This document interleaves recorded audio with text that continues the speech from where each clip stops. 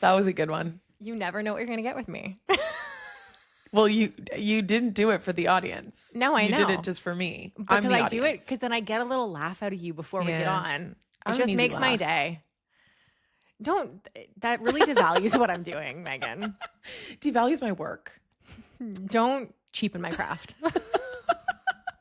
All right, guys. Welcome back to It's Cool Us Too, the podcast for women in their 30s who are figuring out what's next for them, building their dream life on their term, their timeline, and by their own rules. Hello. It is a beautiful Sunday. It Sunday feels kind of morning. like Saturday because it's a long weekend. It is. Yeah. Spoiler alert, breaking the fourth wall. This is the May long weekend. We're recording this. Yes, it is. Sorry. I sort of necessitated you breaking the fourth wall. That's okay.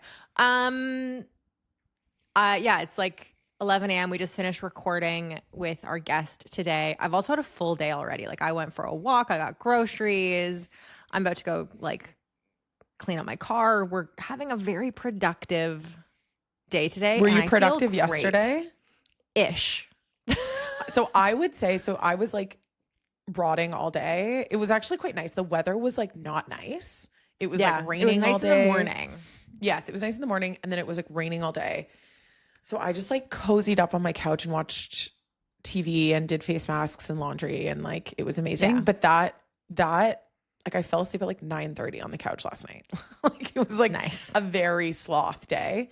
So then today I feel like I have to be productive. You know, now I'm going into like hyper productivity mode. I was like, we've got the podcast recording. I'm going to go to Pilates. I'm going to do my like all the things I need to pick up. I'm going to barbecue something tonight. It's all about balance, Megan. It's about balance. Yeah. This is a great one. This is so I talk about it in the episode, but Adrianne is actually my career coach. She's amazing. And I'm really glad that we got her on here. I think her story is fascinating. Just like she's a bit older than us. She's totally transitioned her career from a corporate marketing job into coaching for senior leaders. And it is, she drops some truth bombs. And she's really candid in a way that I think most coaches or most people aren't. And I think that's really refreshing, both in terms of her conversations around work, around motherhood, around other parts of her life that she's experienced that's almost brought her to where she is today. Yeah. And actually, one thing we didn't get into in the episode, and I'm curious about, Meg, is how did you get connected to Adrianne? Like, how did she become your coach? Yeah. So it was me saying to my boss, hey, do you know any coaches? Cool. And he was like, let me check. And, you know, he was actually amazing. My company was amazing. They, as part of, we have like a professional development budget at my work. So as part of that, I was able to get approval to work with Adrianne. And I met with a couple of different people that he sent through and just like immediately clicked with her. So yeah, it's been a couple of years now. Wow. And we don't see each other as regularly as we did sort of the first 6-8 months, but she's been a huge support. I mean, we talk about it on the episode, so I don't need to go into too much detail, but just, I think that there's a lack of recognition that this is super needed for people who are moving into people leadership and roles where there's no rule book, there's no guideline. Yeah. Like a lot of it is trusting yourself, and that can be really hard when everything's brand new. So I think she's really helped me build the confidence to figure it out, but then also recognize when I'm being my own worst enemy. Yeah. Which is, it's nice. It's nice to have someone to be able to pick up that mirror and face it to yourself. Yeah. We hope you guys like it. Yes. And if you like the episode, if you like what we're doing, please share, please subscribe. That really helps us on YouTube, on Spotify, Apple, wherever you get your podcasts, and follow us on TikTok and Instagram because we share some little nuggets every now and then. And we hope you guys enjoy. We love you, and we'll talk to you soon. Bye. Bye. Hello, everyone. We are so excited to welcome Adrianne Largo to It's Cool Us Too this week. This is a special one for me because Adrianne is actually my coach. So she's going to be, excuse me, she's going to be talking a little bit about her coaching practice, but she's got a really interesting background in the sense that she's sort of moved from senior marketer, working at some really big brands, into leadership coaching, specifically focused on senior leaders who are maybe struggling with where they're at in their career. They feel like there might be something more. And wanting to kind of move through that feeling. So we're going to be talking about a bit about Adrianne, but also we're going to be talking a little bit about coaching and the value that, I mean, I've gotten a lot of value out of it, but kind of the way that our audience can think about it. So thank you for coming, Adrianne. Thank you for having me, and thank you for the wonderful introduction. Again, it was heartwarming. Oh, thank you. Well, yeah, it's really nice to have someone on who, I mean, it's interesting to have someone on because typically when we have guests, these days at least, we don't know them that well. And I've obviously spent quite a bit of time with Adrianne. So yeah, it's heartwarming for me too. Well, I'm very happy to be here. Thank you. So should we just dive right in? I mean, talk to us a little bit about, you had a very successful sort of corporate career and everything looked right. But what about that stopped working for you? Well, I think everyone's journey is different. Mine is my own, and it's funny. Mine started in university. So I went to business school because I'm supposed to go to business school. And I think second year in, I had a little bit of meltdown. My friend and I was sitting in the car, and I had a meltdown and said, what is this all for? Why are we working so hard? Why are we getting straight A's? Why?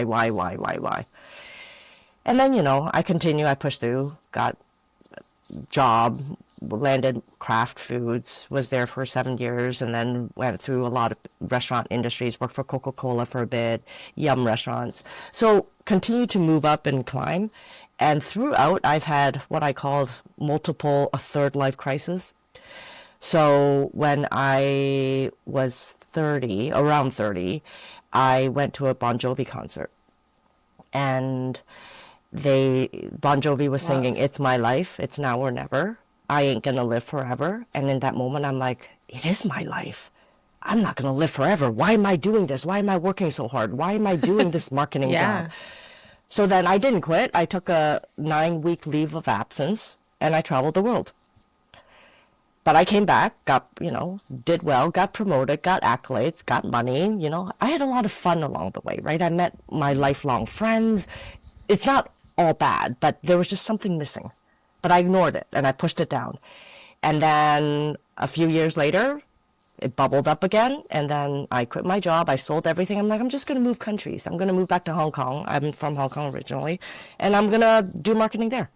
And then, again, went back to Hong Kong. It was right during the 2008 recession, so couldn't find anything. Oh, yeah. Came back and found work and got back into marketing, started climbing. And it just goes away because I get accolades and I get promoted and I get money, I get comfortable. And then when things are calm, it bubbles up. I think what finally happened was I just got to the point where there was no more accolades, no more money that can make it worthwhile. And that took me over 20 years.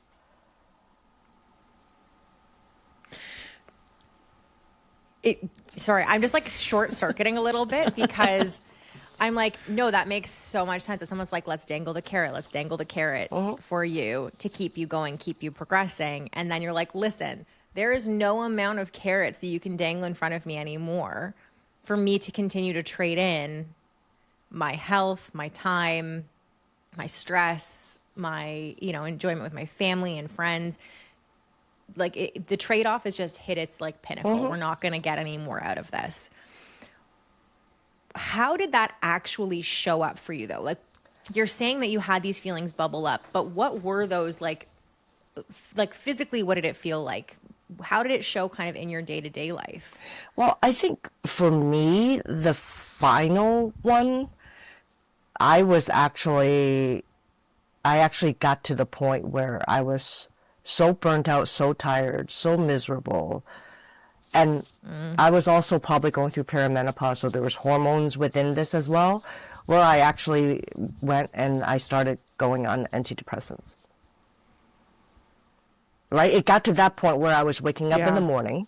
Yeah. I started crying in the morning. My husband's like, "What happened? What's wrong? What happened?" I'm like, "Nothing happened. I'm just so miserable." And then we went to an Ed Sheeran concert with my son, and I cried throughout the entire Ed Sheeran concert. And my son's looking at me, and I'm like, "I'm fine, Mommy's fine. It's just the music's so emotional." It just got to that point, and everybody needs to I hope not everybody has to get there, but everybody needs to get to that point where they're like, "Yeah, this is it." And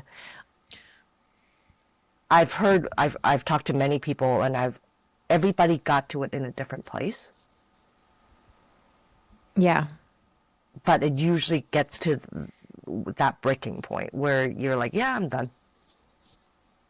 I also often say to some of my male counterparts, I'm like, you are so lucky that you operate on like a 24-hour hormone cycle and that your hormones throughout the month don't change. You don't have to go through perimenopause, menopause, none of those things. Like the incline that women have to walk up relative to male counterparts is insane. Yep. And it's not often identified enough and talked about. Yeah. So I also love the reference that you brought into Bon Jovi. I think it's so poetic sometimes when culture, music, almost like I'm wooey. So when the universe like speaks to us through media and things like that is so beautiful. What was kind of when you hit that final breaking point for you, what was the kind of first step that you took to pivot out of your career? Well, I think throughout my career, I've had transitions from one job to another, and I've tried coaching courses. I've taken coaching courses a couple of times. Loved them. They never really stuck though, because I either found another job or I just never pursued it. And then this time I looked into coaching and I'm like, you know what? I'm just going to go all out. I'm just going to book a full-on certificate. So I went and applied to Royal Roads University. It's a 9-month program, and I'm just like, I'm doing it. I didn't tell my work. I didn't ask my work for money. I did it for my own. I paid for it out of my pocket, and I just started the program. And that program really did change my life. Not necessarily because it made me into a great coach or it taught me how to be a great coach, but the program, you had to really find out about yourself. Because unless you know yourself, you really can't help other people get to know them. So I went through the entire process of figuring out who I am, truly who I am, what's important to me, what my values are, what do I want in my life. They got me, in the final paper, you had to write kind of what your mission is in life. And I've actually wrote something where when I read it, I'm like, oh my God. And like, I kind of got a little, when you get that like butterfly in your stomach. And so that journey really helped me figure out, okay, well, this corporate job, although can be fun, very rewarding, very, lucrative and, get accolades, get everything, is not really who I am and it's not really what I want. I did have to go through all of this and get to this point where I actually feel comfortable enough financially, emotionally to make this transition. So I don't think I could have done this 10 years ago. I don't think I could have done this even 15 years ago. I had to go through all of it to get to where I am now. And I'm going to be honest, I'm not out yet. I'm still doing a contract role right now to help pay the paycheck because I have not been able, I'm still working on letting go of the fear of diving 100% full in. I will get there, and I know that, and I know I'll be fine. But I'm not there yet, and that's okay. And I think that's a really key things that I would love your listeners to take out of this is that take a step, and you may not be there right now, and that's okay. It's a journey. So Yeah. That's the key. I think if that's one thing you need to take. It doesn't have to be full out. No. You don't have to like completely quit your job, sell everything like you said. Like you can just literally take baby steps and start slowly turning the tracks. Because when I And so when was, oh, go ahead. sorry, when I sold everything and left, Yeah. I wasn't going somewhere. I was running away. I was 100% running away. I was so bored of Canada. All my friends were having kids and getting Yeah. married. I was single, and I was like, okay, I just need to get out. And I was running away. And then at the end, I came back, right, doing exactly the same thing. Now I won't, because I know where I'm heading. I have a friend who actually lost his job, and he got a package, and within that time, he went all in. And he kept telling me, you need to dive in, you need to dive in. It's so scary, but once you get started, it's amazing. And I'm like, good for you. I'm not the diving in type. I'm going to take my time. But he's doing really well, and he's loving it. Yeah. Well, also he got a package, so he had a very Fair. large safety net, I am assuming, to be able Fair. to go all in. I right? did get a package, not too. Not everyone has that. In my last role, I Okay. actually did get a package, and I still found a contract role. Yeah. But that's fine. And like you got to do it where you feel comfortable and Exactly. confident enough. Because if you're not feeling in alignment, if you're not feeling secure, Yep, it's not going to work. exactly. And so I know that, I mean, we've been working together for a little while. I know that in your previous role, when did you decide, okay, I'm going to leave? Not like when did you leave, but when did you decide, okay, I'm planning for a future that doesn't include the role that I'm currently in, and it doesn't necessarily include working in marketing? I was at my last job, and it was funny. I was actually very comfortable, right? I was leading a brand and in marketing, and I knew exactly what I was doing. I was doing well. The brand was doing well. And then I'm like, okay, I'm going to take this coaching course. I'm going to see where it goes. Not quite sure I was going to leave yet. And then while I started the course, they basically said, we want to promote you and move you to another brand. And it's a bigger brand.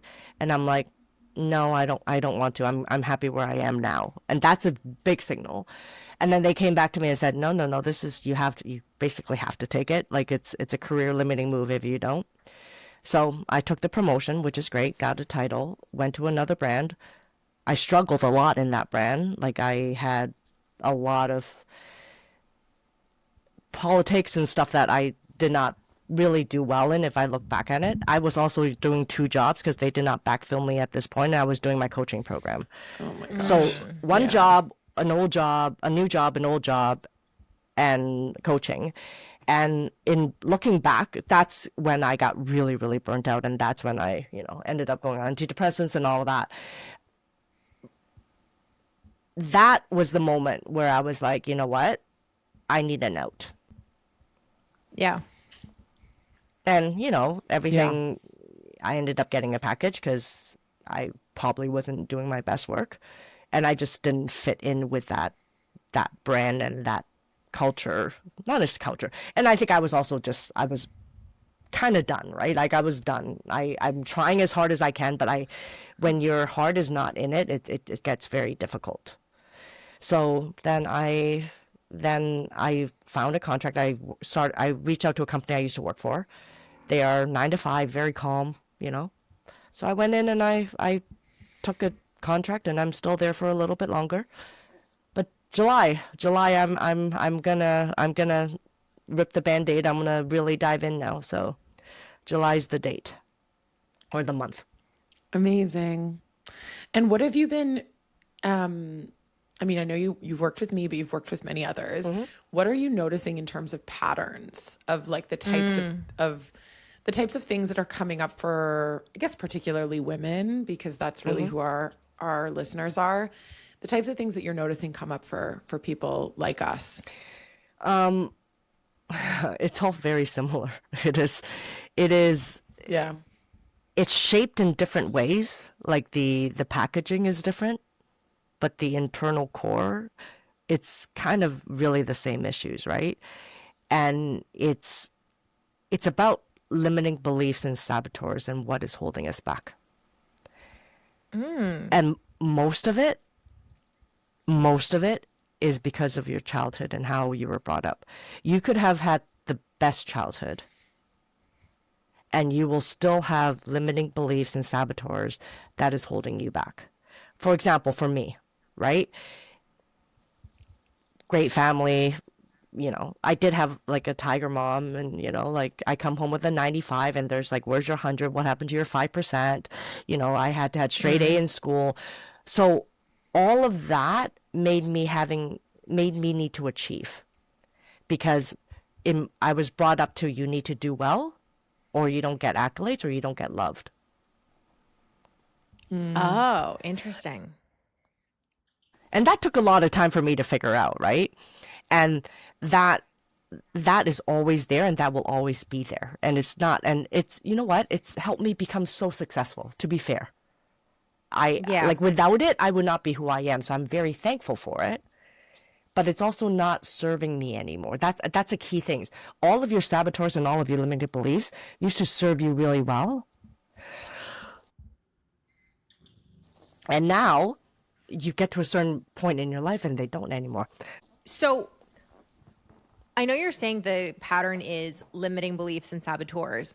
Is there any patterns within those patterns, though, that are very consistently, and again, thinking about our audience in particular, and so any of your clients that would fall into the, women in their 30s, late 20s, early 40s kind of time frame, is there any specific patterns within that are consistently showing up?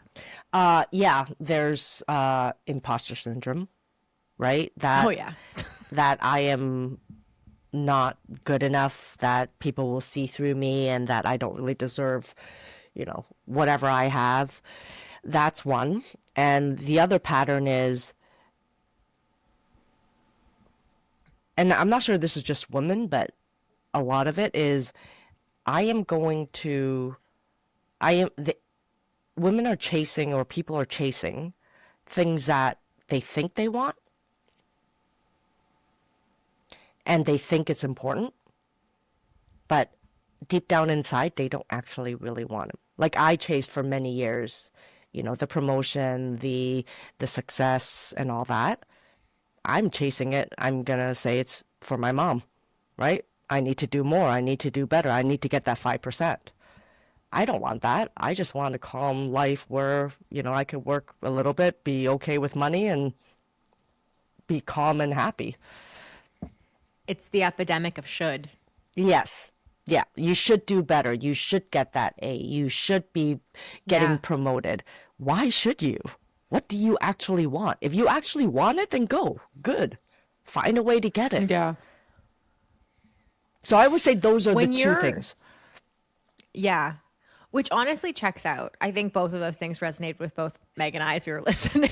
Yeah. I mean, when I think about the work we've done together, I actually Adrianne helped me name the limiting beliefs I call her Karen. Yes. Oh, nice. It's an amazing name. I love it.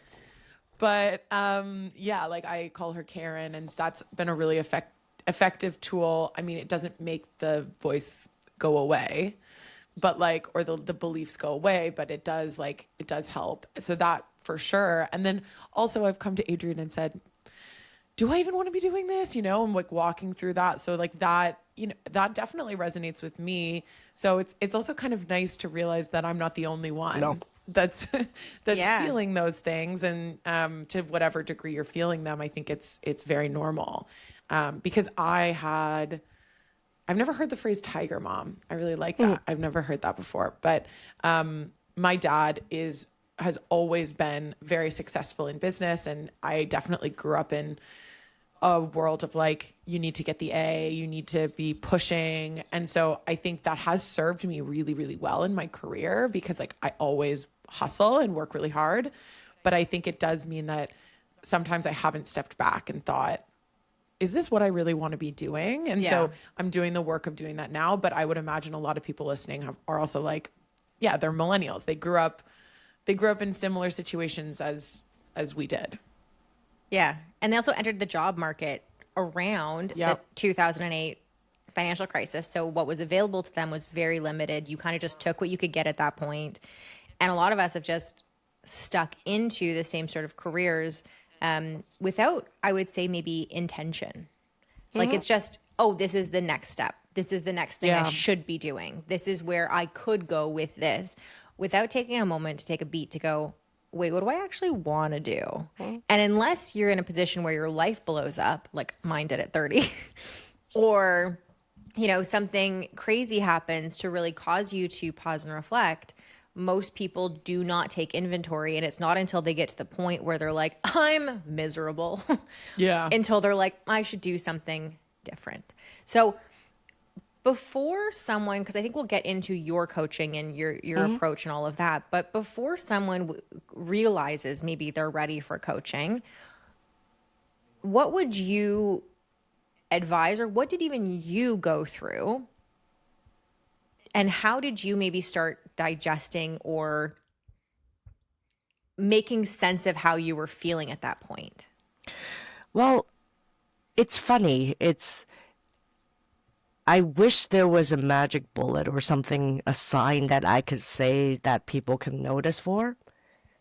You're not going to hear it, and you're not going to, even if you get signs, you're not going to accept it until you are ready. So there's not a, because if you think of me, right, I went through, even before I started working, I went through so many periods where I was like, okay, I'm done. I don't want to do this anymore. I'm done. I don't want to do this anymore. I quit my job. I go for a leave of absence. I try to change industries. You know, like I've had at one point I was doing contract at Coke, and I really didn't enjoy it. I was there for like 9 months, and they offered me a full-time job, and I had nothing else, and I said no. Yeah. And I was like, I'm going to get out of food. I'm going to do something else. I never got out of food. But my point is, if I went back and I told my 20, 30, even like 40-year-old self, this is, you know what, like, you need to do something different, I don't think I would have heard, like, I would agree with them, but there was so much fear. Yeah. And I wasn't at a place where I was ready. Yeah. So unfortunately, I don't think you could notice the symptoms. And if you want, like, I would urge your listeners, if you notice symptoms, then go talk to someone, right? Like a coach, a therapist, or try to at least dive deep into figuring out what is it that you want. And then that might open doors earlier, so you don't get to the, you know, like, I'm having a midlife crisis stage. And that might speed things up. But you have to be ready yourself. Do you think, because we had our pre-call and you talked about becoming a mom, you know, in your 40s. And do you think that personal life transition into motherhood helped to create some clarity for you around what was important, helped you maybe listen to the signs that were coming at you about what you wanted to do next? I think being a mother, yes and no. Yes, being a mother helped me get there, but I think it made things worse. Interesting. Ooh, okay. How so? It was another added layer of stress. And pressure.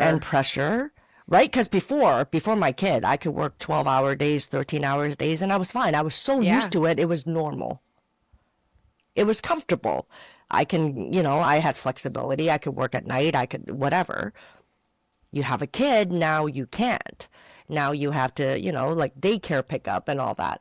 And you have that pressure of, okay, I'm going to have to leave work to get there on time. And then I have to go, you know, after I put him to bed, I have to work some more, and I end up working later. And then in the morning now I have to wake up early because now I have to get him to school. So I think it actually made it worse. And it made it, interesting. It sped up the process. Did it get me there faster? Probably. So if I didn't have my kid, would I still be doing marketing and not think about coaching? maybe. Because I knew I didn't want, I knew I wanted to transition like a long time ago. It just took me a long time to get there. But the stress of having a kid, I think, got me there quicker because I burnt out quicker. I don't think we've had someone be honest like that about motherhood. I mean, in my personal life, I've heard people say that one-on-one to me about the added load of becoming a mother and like the labor that goes into it in addition to everything else. But I really appreciate that candor because I think a lot of the time people assume, right or wrong, that things just naturally move a certain way once you have a kid or something opens up or things magically shift, and it doesn't. It's truly you're just adding another thing, not to be so flippant, but like adding another layer into your already quite complicated life. So, and I think, and that resonates more with me because I'm at the point where I'm thinking about what I want to do around becoming a mom, if I want to, anything like that. And it's like, okay, well, do I even have the space right now if I did this? I'm contemplating doing it on my own. Do I have the space to do this on my own while still doing everything else? So like, I appreciate that perspective. I think it's all about choice and priorities. Yeah. And what do you want in your life? Like, I am very happy at being a mother. I love my son. I love the experience. Well, let me rephrase. I don't love the experience. I love I love my son as a friend. I don't love being a parent. I really don't. Interesting. I hate being a parent. Say more about that. I hate being a parent. That is not my thing. I don't like to have to parent and to have to put boundaries. I like being his friend. I am okay to caretaker. And I have this, I say this to my husband all the time. I just don't like to parent him. But that's me. That's such an interesting take. Yeah. That's me. Would I give him up for anything? No, I would not. But am I enjoying, can I say I love being a parent? No, I really don't. I don't think you're alone in that. I know I have friends who love the whole motherhood and like that's their life and they love it and that's great. Good for them. Not me. Can I ask you what your definition is? Because you say you like being their friend. I understand parenting requires setting boundaries and things like that. But can you be more specific? Like, what is it about being a parent that you don't enjoy? Like, my son is in Kumon, and we need to make him do homework. He hates it. Hates it. Worst thing in the world. And he gets angry. He gets meltdowns. And he is now at an age where he gives me the evil eye. And and he's blaming me for making him do work. And it's an awful feeling. I want to be liked. Right. I want my son to love me and hug me. He doesn't even like to hug me. I want my son to love me and hug me. I don't want him to look at me like I'm an evil person saying he can't have screen time until he finishes his math. But that is my job. Yeah. I don't like that job. There's so many parallels to that though, and being a people leader. Yes. And especially I think So millennial women getting over the fear of being liked and just having to be like, well, fuck it. Like I have to have you do your job and I have to manage you and I have to coach you and I have to be hard on you and put boundaries and consequences or rewards and all of these things. And there's a lot of parallels to that. Did you feel the same way about people leadership, or is this specific to your son because you love him and it's just like a different type of relationship? That's very, very good parallel. I like that a lot. I did when I was younger. When I was first, I think the transition to being a people leader is probably the hardest transition anyone will go through in their career. Yeah. I wanted to be liked. And I remember I had to give a bad review to someone. And I was so nervous. I cried a lot, apparently. I cried before I went in. And as I was giving it, she cried a little bit, but she took it like a champ. And she was so professional. She was really good. And she's like, thank you for the feedback. And then I came out of it thinking, oh my God, I made it worse in my head of how horrible it was going to be. And it wasn't that bad. I think through experience and through doing it more, I got over that as a people leader, right? Yeah. Because I'm giving feedback to help them become better. And they're also adults, and they can choose to listen to me or not. Yes, I'm their boss, but it's a feedback they could choose. I'm not going to take it from you. I don't agree with you. Yeah. You don't know what you're talking about. I'm going to go find another job. That's always an option. How do you feel like that has influenced how you coach? I am very honest, and ask Megan. I am pretty tough, and I'm polite about it, and I think I'm supportive. I tell me if I'm not, Megan, but I think I'm supportive behind it.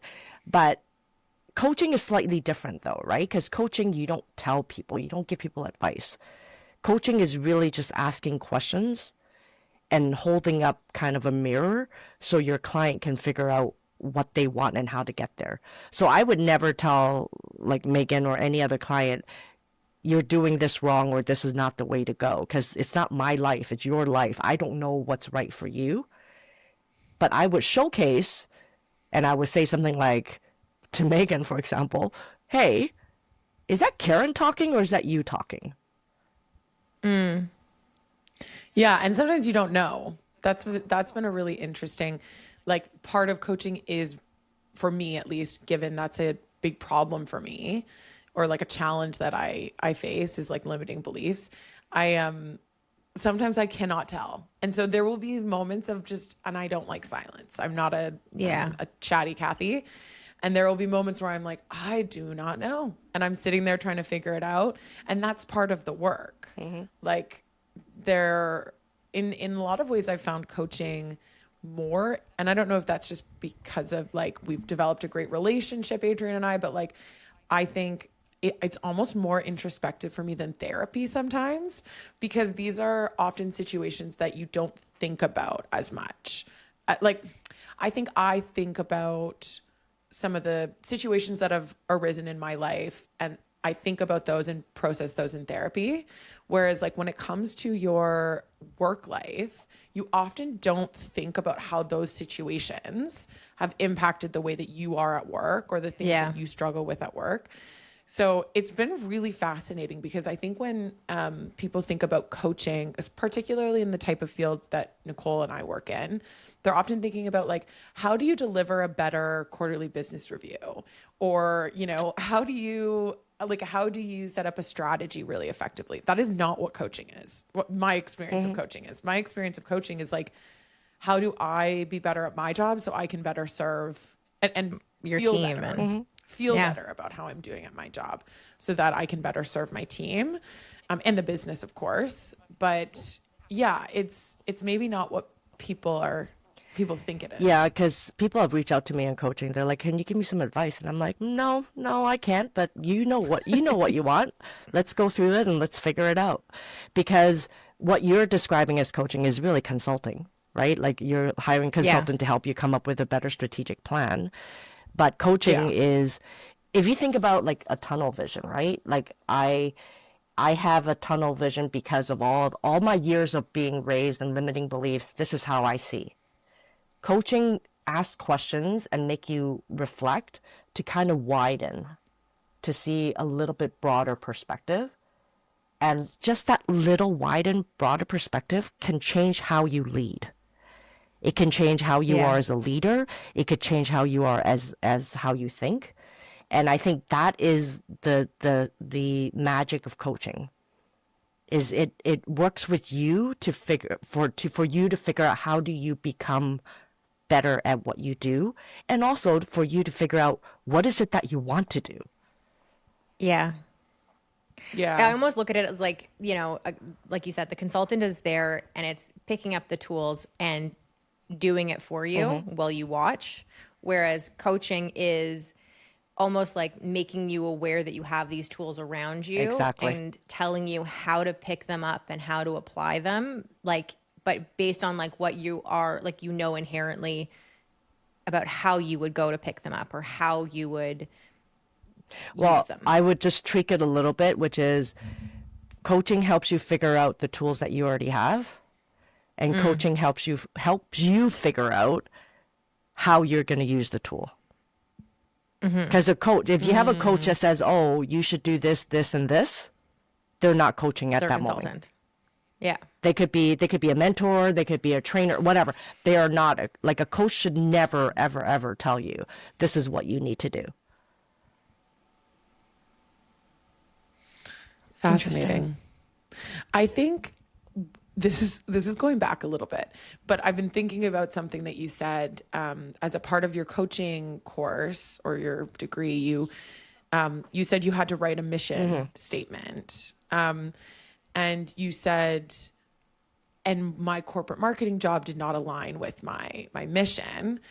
Would you mind sharing, like, I'd love why to. that is? Like, Well, I'll share okay. with you what Yeah, it is. I'm really curious. So my mission, and it's funny, it really, I would urge everyone to figure out what their mission is, and the mission can change, right? It's not this is the mission forever, but mine, I did this 4 or 5 years ago, and it's still really accurate, is to be a light to those around me as they pursue growth, meaning, and joy.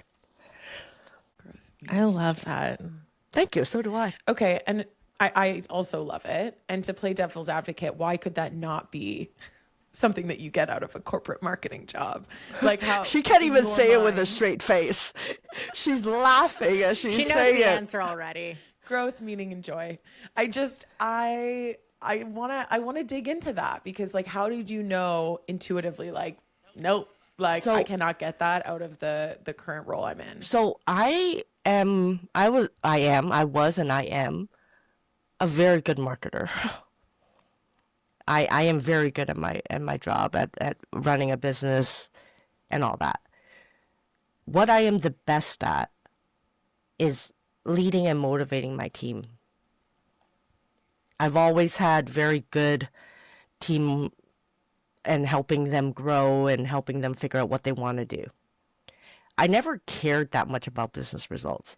I know someone that like every single time, like every day they would look at sales and they're, oh my God, I'm up today. This is why. And I'm so happy. Every week is like, oh, we did this program and our sales went up. And I'd be like, oh yeah, my sales is down. Oh, that sucks. Oh, my person got promoted. Oh my God, that's so amazing. Right? So I can do part of this in my corporate world, but that is not why they hired me. It's part of why they hired me. They pay me to grow my team. Yes, I have a team and they pay me to grow my team. Yes. But at the end of the day is to grow my team so they could deliver business results, which I really don't care about. And there lies the problem. And if you ask them which they care about most, Oh, it's bottom line, 100%. exactly. Yeah. 100%. Yeah, exactly. So So you're not aligned. yeah, so I think from the beginning, I always went towards the people and how do I grow people? How do I help people?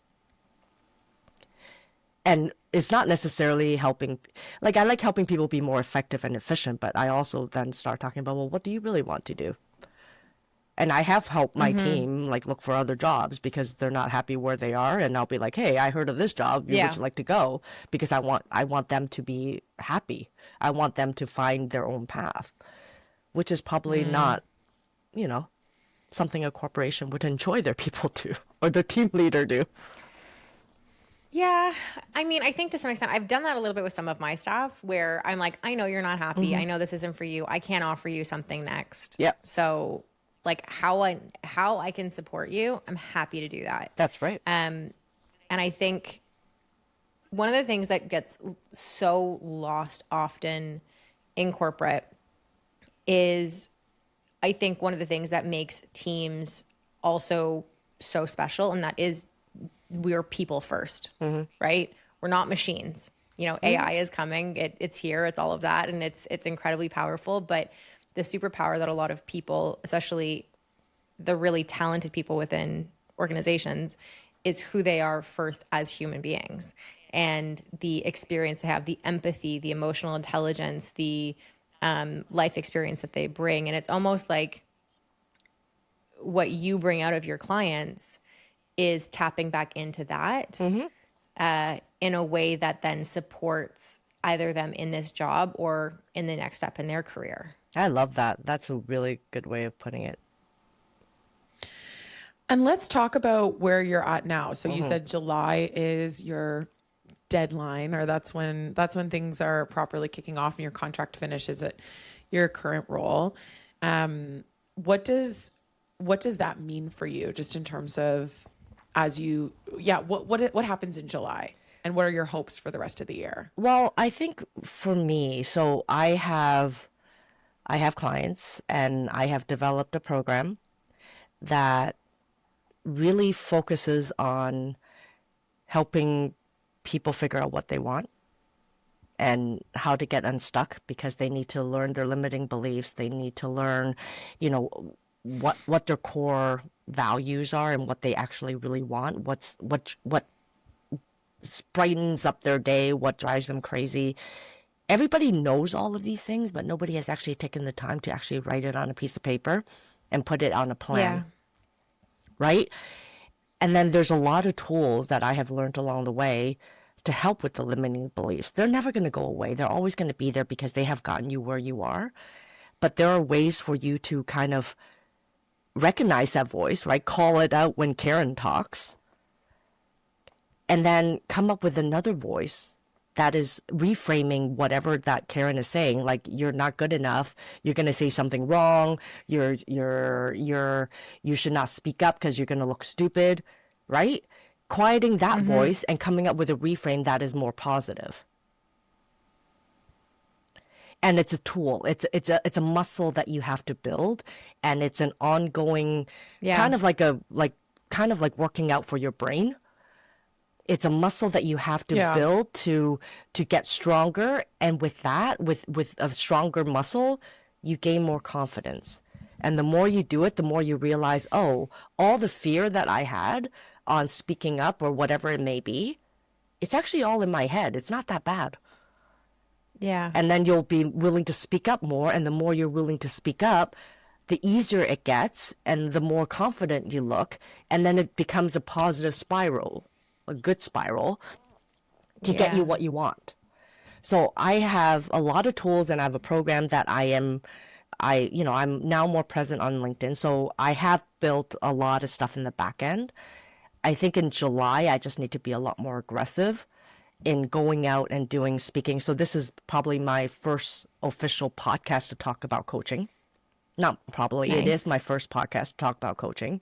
So to get out there more, right? To go reach out to my old network and start like telling them, hey, have this program. If you know anybody, or if your company wants to hire a coach to help your people, get stronger, become better leaders, I'm here. Yeah. I haven't done that. And I think July is that day for me, that month for me. Wow. Sorry, go ahead, Meg. No, I was just going to say it's interesting because you're kind of in a great position in some ways, because you've got the marketing skills to market the program, but you also have worked at a lot of companies with people who would be like with the network. With the network, like the perfect people who might be looking for this type of support at this point in their career. So yes, it's kind of funny because it's like you built the skills and then you built this network, and now you've transitioned and they're still very useful, or I would assume. They are 100% transferable skills for sure. And the network that I've built along the way, again, I would not be able to do this if I didn't have my 20, 25 years of, marketing and business background. So I'm very thankful. Yeah. I'm very privileged to be at a spot where I can. And financially, am I okay to, take a little bit of a dip and not get an income for a little bit? Yeah. I have a time frame that I'm going to push and try and see how that goes. The one thing, though, is there's still my Karen and my voice and my fear still there, right? Nobody's going to want to pay me. Nobody's going to want to hire me. I can help people. My limiting beliefs. I can help people, but people don't know me well enough. I'm not going to get there. And then there's also I hate selling. Yeah. I hate not networking. I don't mind meeting people, but I hate going out and saying, "Hey, hire me. I'm good at this." I don't like Yeah. that is not what I'm good at. So I actually hired a coach. I hired a coach who help coaches and entrepreneurs build their business on LinkedIn and to, get clients. So I recognize that I have a gap and I am hiring someone to teach me the way and, help me get there. So I love that. That's great. If you could give one piece of advice, again, primarily to our audience, which is women in their 30s and early 40s, one piece of advice that they could take right now as it relates to their career, what would it be? That may help them. And I that's very broad. So let me just narrow it down specifically into recognizing, maybe helping them figure out what's next for them. I would say for that, and also just from a broad answer, look inwards. And I'll qualify that. What you're looking for is not external. What you're looking for is not how much money am I going to get? It's not what is the title, is not what will my friends think. It's not what will my dad think, what will my mom think. Look internally and do the work to figure out what will really make you happy. With that said, don't get me wrong, there is paycheck, there is money that you need to live. Yeah, there's sources you need. There's sources that you need, and I'm not saying, you figure out you want to be a ballet dancer. Horrible example, right? But I do the internal work and I want to go into arts. I want to be a ballet dancer. I'm not saying you could quit your job and just go be a ballet dancer at the age of 40 or 30, right? But if you figure out what is it that you really want, then you could start building a bridge and building a gap and taking that step. And maybe it's not being a ballet dancer because you're past your prime to be a ballet dancer. But what is it about ballet dancing that's causing you to so much excitement? What elements of that can you take to apply to your new job? Or to apply to a new job, or to apply in your current job? It's almost like asking the why. Yes, it's always asking the repeatedly. Yeah, and it's asking the why, and it's asking the what about it excites you? Yeah. Yeah. I love this. Thank you so much, Adrianne. Well, I had a was great time. This was really great. We are going to include a link to connect with Adrianne if any of this resonated and you want to connect with her directly. Obviously I would vouch for it. I think it's helped me a lot, just in life and also in my career. Would highly recommend you reach out if this is resonating and you feel like, you're feeling like you don't know what's next, or you're feeling a little bit stuck. I think where I'm just reflecting through this talk of like what really made me reach out to Adrianne was the imposter syndrome. And I bet you see that a lot, Adrianne. I do. That's sort of like the tip of the iceberg. But it was like I started being in meetings and I was like, I don't know why I'm running this meeting. I don't know why anyone trusts me to do this. I don't know, like, how do I now have 8 people on my team? Like, am I even doing a good job? What does good job mean? Like, am I qualified? It was all of those.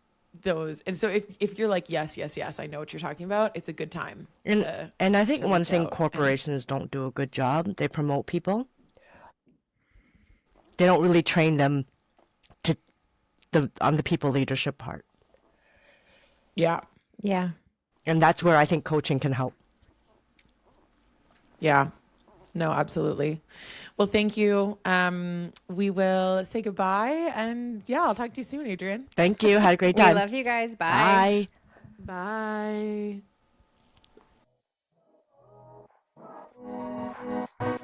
Bye.